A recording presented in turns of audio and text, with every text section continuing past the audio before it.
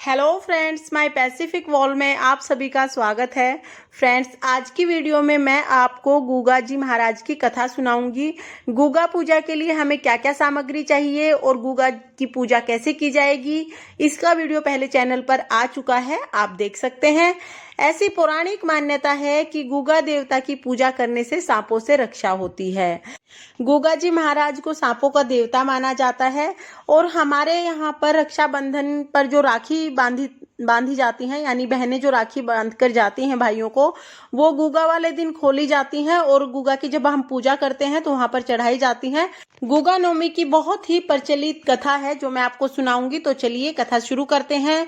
गुगा जी महाराज मारू देश के राजा थे। उनकी माँ बाछला गुरु गोरखनाथ की परम भगत थी।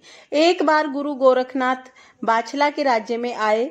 जब रानी को इस बात का पता चला तो रानी बहुत खुश हुई। बाबा गोरखनाथ ने अपने एक शिष्य को नगर में भेजा और परिक्रमा लगाने के लिए कहा।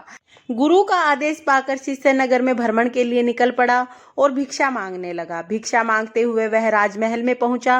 रानी ने उसे बहुत सारा धन देना चाहा, लेकिन गुरु गोरखनाथ के शिष्य ने मना कर दिया।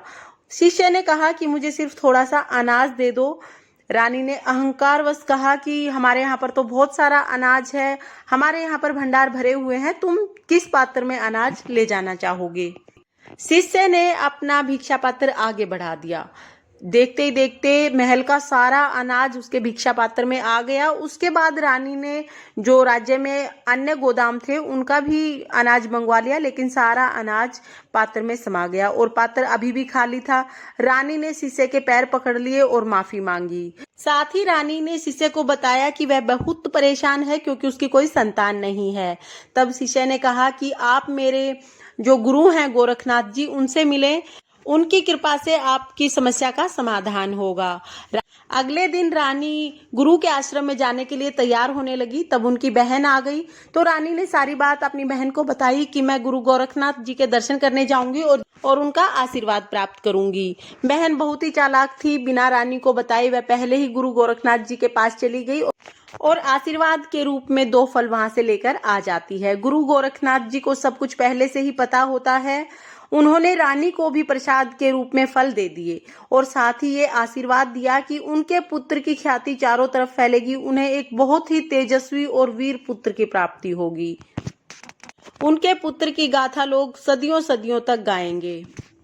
इसके बाद कुछ समय के पश्चात रानी को पुत्र रत्न की प्राप्ति हुई। उन्होंने बालक का नाम गुगा रखा। बड़े होने पर जब गुगा का विवाह बंगाल के राजा मालपा की बेटी से होना तय हो गया, तब राजा ने अचानक अपनी बेटी का विवाह गुगा जी से करने के लिए मना कर दिया। इस बात से गुगा जी महाराज बहुत दुखी हुए और वो गुरु गोरखनाथ जी के पास चले गए। उन्होंने गुरु गोरखनाथ जी को सारी बात बताई। गुरु जी ने गुगा की बात सुनकर देखा कि गुगा जी महाराज बहुत ही परेशान हैं। तब गुरु गोरखनाथ जी ने उनकी सहायता के लिए वासुकी नाग को राजा के यहाँ पर भेजा और कन्या पर विष प्रहार कराया।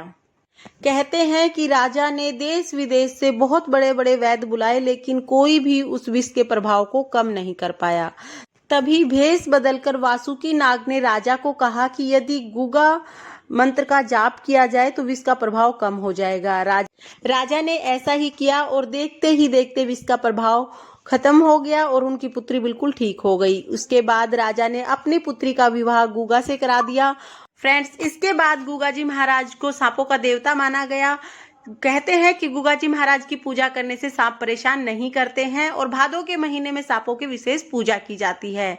तो फ्रेंड्स, ये थी गुगा जी महाराज की कथा जो मैंने आपको सुनाई। अगर आपको कथा पसंद आई हो तो वीडियो को लाइक करना, और अगर आपने अभी तक मेरे चैनल माय पैसिफिक वॉल को सब्सक्राइब नहीं किया है तो प्लीज सब्सक्राइब कर लेना और बेल आइकन को भी प्रेस कर देना ताकि मेरी आने वाली वीडियोज का नोटिफिकेशन आपको मिल जाए। देखने के लिए बहुत बहुत धन्यवाद।